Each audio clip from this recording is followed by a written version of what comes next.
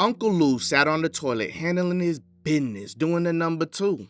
He was not actually uncle to anybody. Being a deacon and a youth minister at his church earned him that nickname. As he squeezed out a final lump, bloop, boom! Uncle Lou heard a loud crash. It sounded like somebody kicked in the front door to the house. Immediately, Uncle Lou heard the shouting voices of several angry men. These were voices that he did not recognize. Amongst the voices, the panicked screech of Sister Kelly emerged. Sister Kelly is an integral member of his church and also an integral member of his love life. This was her house. He was in her bathroom. Without wiping, Uncle Lou jumped up to his feet from the toilet. He sprinted out of the bathroom door into the master bedroom, then into the hallway and headed towards the living room. Uncle Lou sprinted through the hallway without any clothes on. He and Sister Kelly had just gotten freaky. Despite the fact that they were near the age of senior citizenship, they were still young enough to get it on like jackrabbits. As Uncle Lou approached the end of the hallway, he wished he had grabbed a bathrobe. But from the sounds of the commotion up ahead, he didn't have much time. He had to hurry up to Sister Kelly's rescue. Get off of me, stop! Sister Kelly yelled. His heavy footsteps thumping across the hallway as he ran alerted the people in the house that he was coming. They were prepared for him. As he cleared the opening out of the hallway and into the living room, the side of his head met with the metallic shaft of a handgun. Whack! He was pistol whipped. It was instant lights out. Oh, my head. Uncle Lou groaned as he regained consciousness. He had a throbbing headache. He tried to pick up his head, but his equilibrium was disoriented. It took him a while, but he realized he had fallen face first to the floor. The blood dripped down from the side of his face and fell into the puddle of blood where his head had been.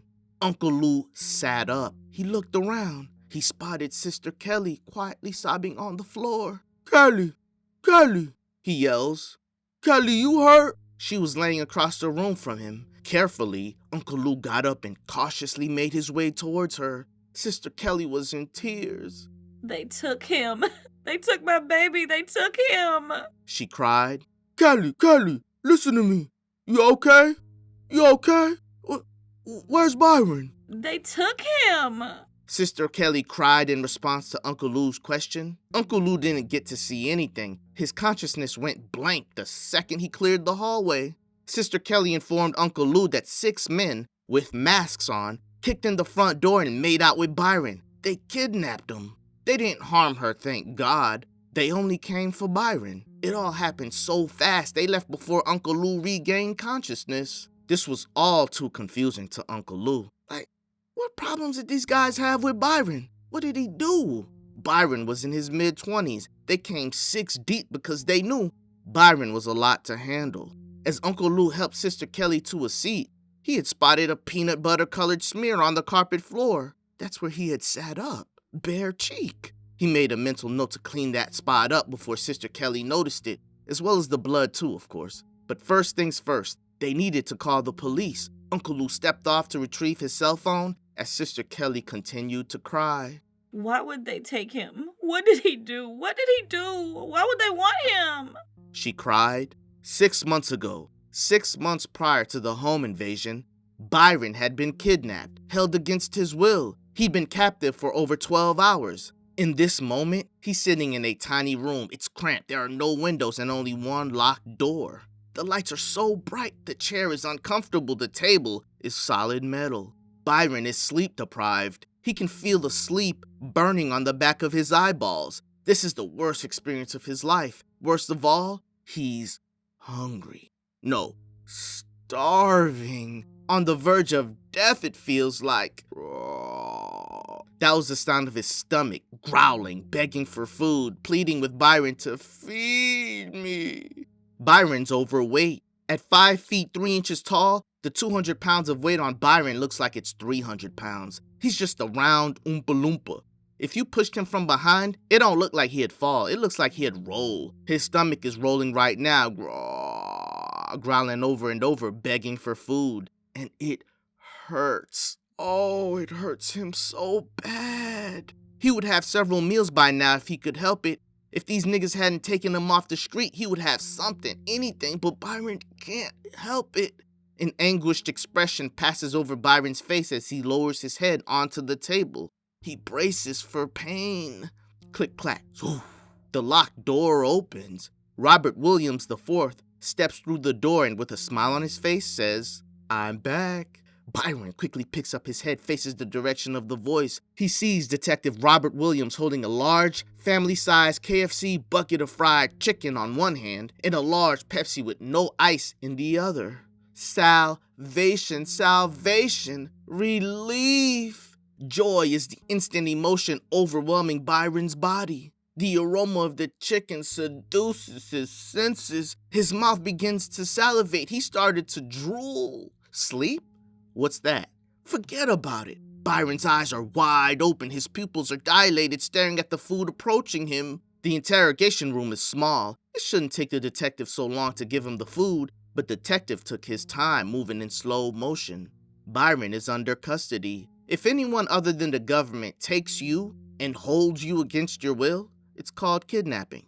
When the government does it, it's called being under arrest. Call it what you will, but it's all the same shit. Byron and the detective had an agreement. The detective agreed to help Byron with some food, and in exchange, Byron will help the detective by providing information. Information such as the names and addresses of all the drug dealers that Byron delivered drugs for.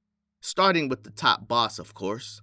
Byron's half-brother Gerald was the one who introduced him into the drug trade. Byron was really just Gerald's errand boy. He was just a runner.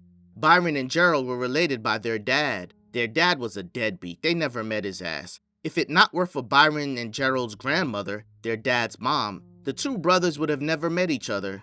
Gerald was raised by his own mother. Byron's mom was a junkie flunky. She died real young due to an overdose. Byron was under his father's mother's care, his grandma, but once she died, Byron had to go into foster care. Him and Gerald had lost touch during that time, but they rekindled later as adults. Initially, it wasn't Gerald's intentions to recruit Byron. It just kinda happened. One day, Gerald was pressed for time. He couldn't be in two places at once, and so he just asked his brother for help. The instructions were simple. Get in this car, go to this address, don't stop, don't speed, don't talk to anybody until you get there. When Byron did it with no hiccups, no problems, Gerald started to depend on Byron to run the deliveries. That's how it started. Things went well for a long time until Byron got comfortable. The car was owned and registered by one of Gerald's female side pieces. Her name was Monica. Monica didn't really own the car. She was paid to keep the car in her name. Monica did not have a criminal record. Gerald used her to keep the car and the tags clean. The automatic license plate reader technology on police cruisers would never alert the cops to pull the car over. All would have been honky-dory with the exception of the fact that Byron was a creature of pleasure, totally governed by his impulses. He overate when he was hungry, he overslept when he was tired, he oversmoked when he felt the need to get high. That need only emerged when he was aroused. And there goes Byron, driving down the street with the windows down, smoking a blunt on his phone, watching his favorite porn site. The police pulled him over for failure to maintain his lane. They were behind him as he swerved. He didn't notice. Once the police smelled the weed, it was probable cause, and oh boy. After they searched the car, ooh-wee, did they find a jackpot. Bingo, ding ding ding ding ding ding ding. The drug payload they found in the car is what landed Byron in the interrogation room with Detective Williams. Byron gave up information on the operation in exchange for a large bucket of chicken of the Colonel's best. Within a week, the feds raided 5 locations. A lot of people got arrested.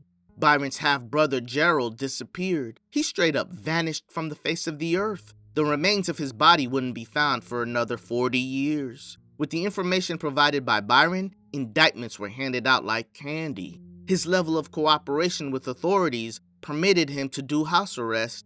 Byron had a lot of foster mothers who cared for him, but only one who loved him as her own. That foster mother was Sister Kelly. Byron chose to serve the terms of his house arrest at her dwelling. That's where he resided as he awaited trial. Byron was a key witness. He had volunteered to testify. But niggas wasn't gonna let that happen. Byron wasn't as safe at the location he thought he was at. Niggas paid him a visit on house arrest and cut off his ankle monitor. This will be the second time that Byron gets kidnapped. The second time around, though, Byron would not get to enjoy a bucket of fried chicken.